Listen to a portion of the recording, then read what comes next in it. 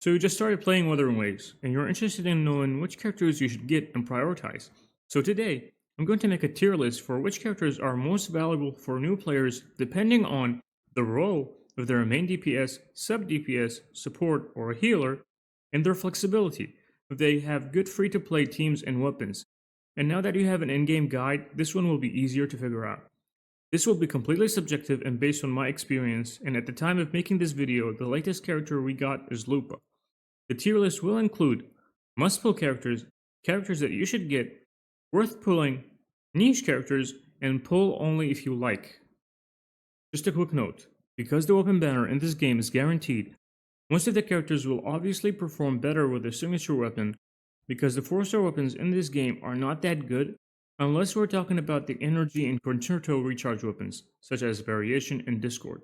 So I'll be making another video about which weapons you should get that will be the most valuable for your entire roster. So most of the characters should either have their signature weapon or a standard weapon that you get from the standard banner or after reaching UL 45. So the first character that I'm going to be talking about is Jian.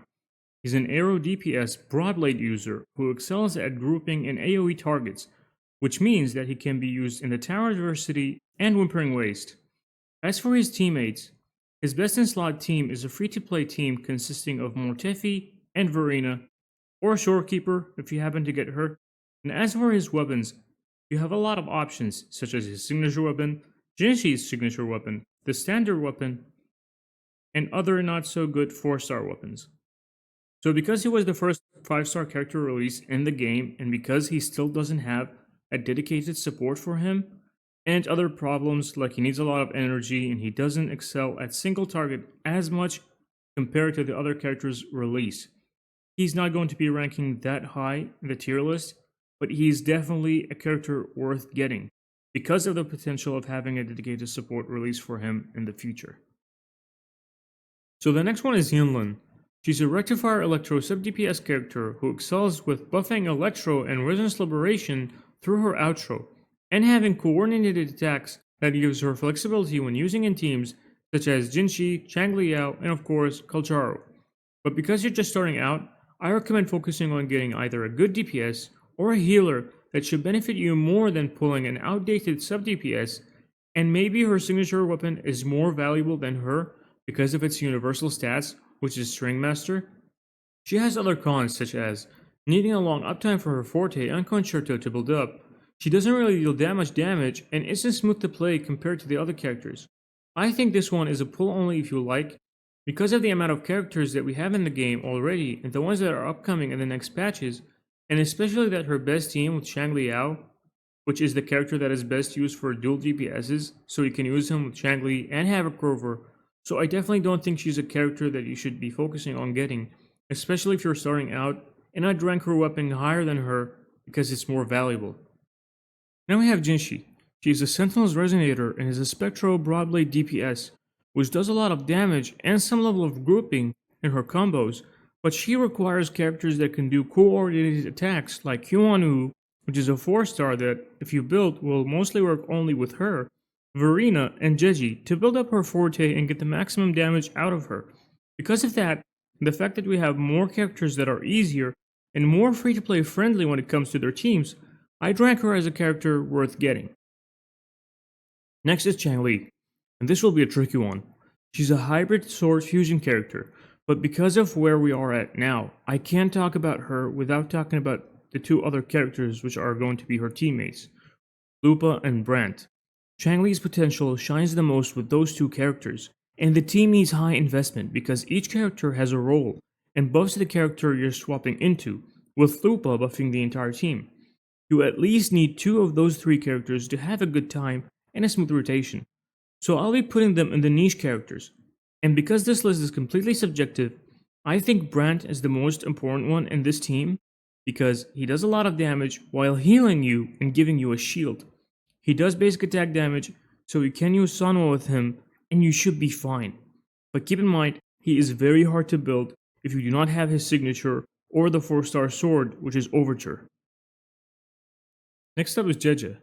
So Wuthering Waves has a habit of releasing the supports and sub DPSs before the main DPS, but Jeji is a really good resistance skill and glacial damage buffer that also does coordinated attacks.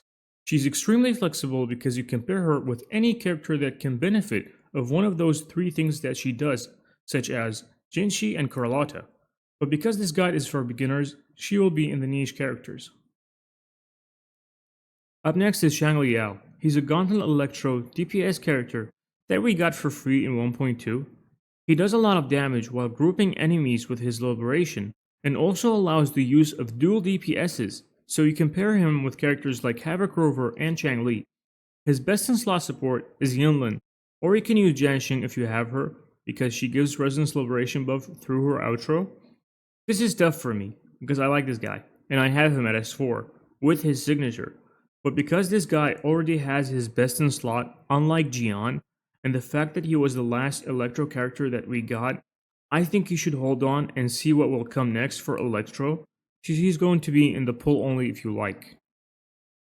Next one is a no-brainer, Shorekeeper, an easy must pull and probably the only must pull character in the game because of everything she does. She heals, she increases crit rate and crit damage, and also revives you. She has a very good 4-star weapon option, which is variation and is used on almost every team. Now we have Camellia.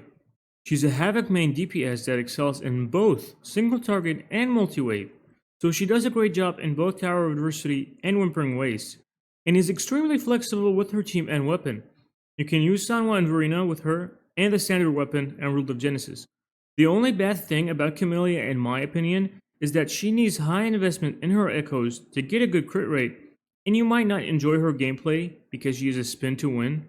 Other than that, I think you should get this character. Another character that I think you should aim for is Carlotta. She's our first 5-star pistol user that we got, and is a Glacio main DPS unit that is super easy to play and build, and the 5-star standard weapon works great with her. But you might find some problems when it comes to her support, if you do not have Jeji, which is her best in slot. Her other option is Tao Chi, but in the end, this character is so good and does so much damage that you still won't have problems with her even in the endgame content. I'm going to speed through the other characters because I know that the game has added a banner for new players where you can select which characters you want to pull, and it only includes the 1.x characters, so the upcoming characters will mostly fall in the niche category. We are entering a period where the meta, if you care about it, will either be a mono team, so like the Chang Li, Brent, and Lupa team, or the negative status teams, such as Spectrofrazzle and Air Erosion. So the next two characters up are Rochia and Cantarella. Rochia is a Havoc sub-DPS that buffs Havoc damage and basic attack damage, and does really good grouping. She is best used with Camellia because Camellia does basic attack damage, but she is very hard to build and needs a lot of crit rate investment in her echoes, and her alternative being Sanwa, which has much faster rotations and doesn't require almost any investment because you only need her for her buffs. And as for Cantarella, she is similar to Jeji, where she buffs resonance skill and havoc damage while doing coordinated attacks and some healing. But she is not very smooth to play, where I find myself most of the time looking at her forte and concerto and not at the enemies. My thoughts are that these two characters, same as the Monofusion team, will be best with the upcoming new character that we will get, which is Frolova. So enter Spectrofrazzle, which are Zani and Phoebe. Spectro Rover can also use Frazzle, which is a big help. For me, Phoebe is much more important than Zani because she has two modes. One that applies Spectrofrazzle, which is the one that you would use if you pair her with Zani, and one that does a lot of damage but needs someone to apply Spectrofrazzle, which will be Spectro Rover. So Phoebe can be used either as a DPS or a support, while on the other hand, Zani is a main DPS that brings out her full potential with Phoebe. And if you do not have her and you have to use Spectro Rover, the damage difference will be noticeable. So she either needs Phoebe or her signature to perform well. Last up is Air Erosion, meaning Shakona and Cardathea. And the difference between those two and Spectrofrazzle is that Cardathea applies her own Air Erosion, so she doesn't need Shakona like how Zani needs Phoebe. But Shakona herself does a lot of damage while buffing Cardathea, unlike Phoebe, where if you use her with Zani, she won't do much damage and just applies a lot of Spectrofrazzle on the enemies. You also have Arrow Rover and his signature weapon that you get for free that buffs the entire team. I might be biased with Carthea, but because she applies her own negative status effects, and the fact that she scales off of HP, unlike most of the characters in the game that scale off of attack, I find myself using her mostly solo in the overworld or in the TOA. So yes, she is still a niche character, but she is very friendly to play and a good character to get. And that's it for this ranking. Here is the full list. I have a beginner guide video on the channel and we'll put it in the description below, where I also talk about which characters from the standard banner that you should get if you are wondering about that. I hope you enjoyed the video and take care.